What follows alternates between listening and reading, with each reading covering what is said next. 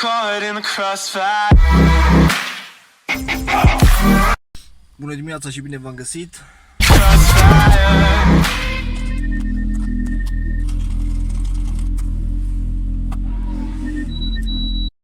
Salut și bine v-am găsit!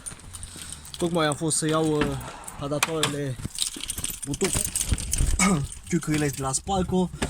Suntem pe fugă și ne vedem, o să ne vedem la service să le montăm pe Honda Civic X6 al lui frate meu, pentru că mie încă nu mi-a venit volanul. Dar stați liniștiți că când o să vină direct car vlog, bang, hai că ne vedem la service.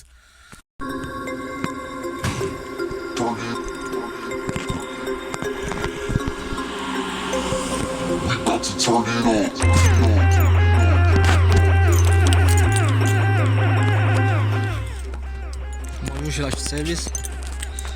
Ia uite ce lip și-a pus băiatul ăsta. Ia uite.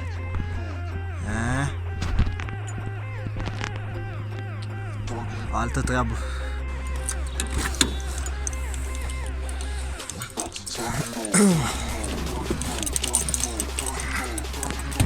Asta e volanul lui pe care o să fie montat picurile astea. Hai să ne apucăm de treabă.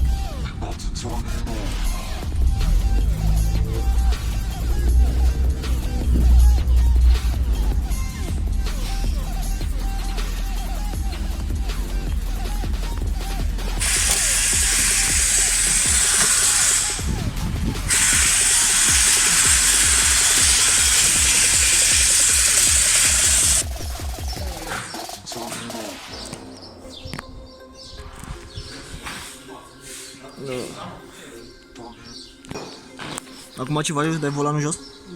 Ha?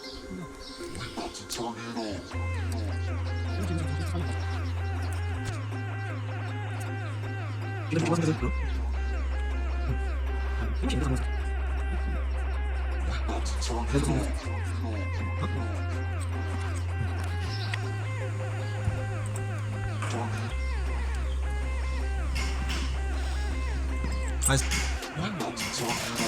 Bă, te ia din mașină.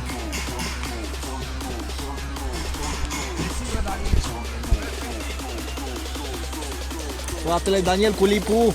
Băi, ce fain arată cu lipul. Da, deci am văzut mulți care l-au jos, dar... Bă, să arătăm și aici, auzi?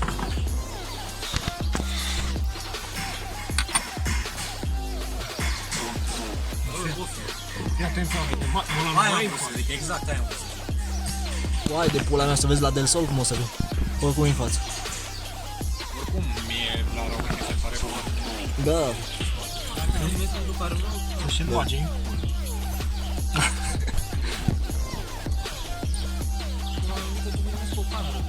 A, pula. Am avut un GoPro, pula mea. Încheiat!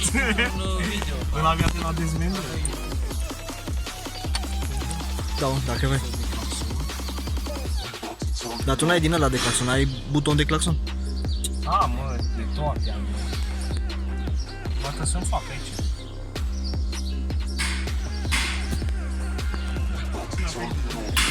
Mă unește asta. E da.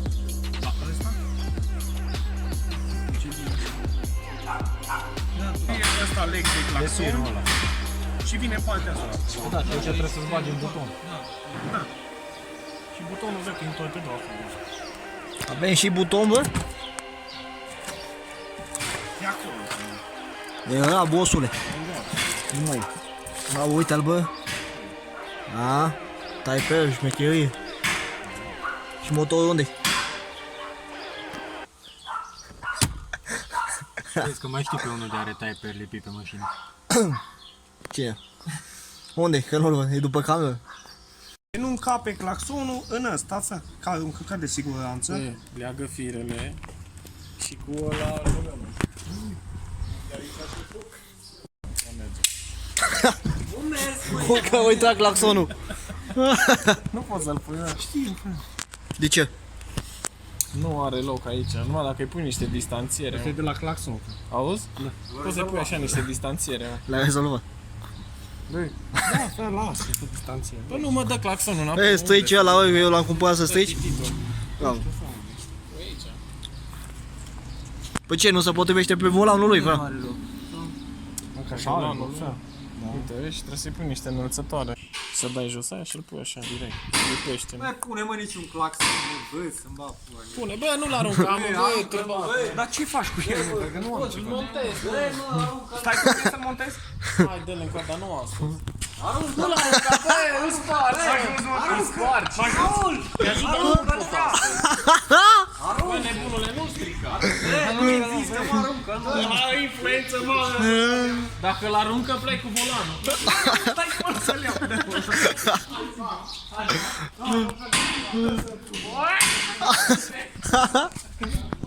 Hai să montăm de-l de claxon, mă. Puneți, bă, și claxonul. Nu claxon, nu.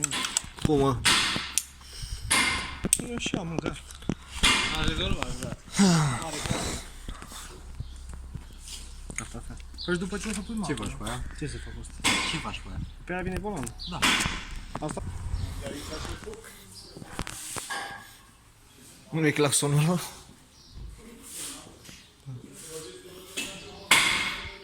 O fugi pe aici, dacă l-o țăpat, bă. Pe volan. Și eu zic. E așa vine. Pe cum așa vine? Da, mă, Așa fă, vine. asta vine pe Hai că ți-o butu. făcut, Raul. Și asta pe volan? Da, și ai și fie ele, așa? Bravo! Reclamă gratis, poate dau și... Poate îți dau și ei un breloc măcar. Oh. Nu mai zici să-ți dea un set de scaun. Deci vine butucul ăla și după volan, nu? Ai pus loc tai pe șurubul? Da, da. Și Băi. eu taie ce teflon.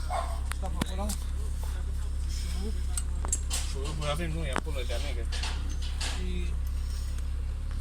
Și le strâng tare sau cât să sară? Bă, dar stai, mă, ce fac? Bă, nu Deci, ce te iubește? Nu lasă, ia să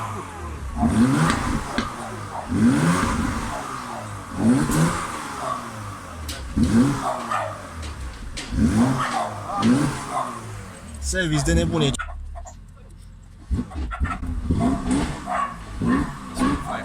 Da?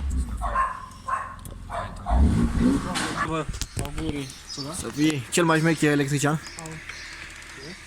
Da. Dă-i mă ăștia așa, mă. pune aici volanul pe lateral.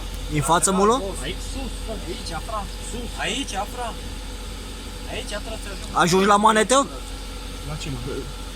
Nu, la manetele.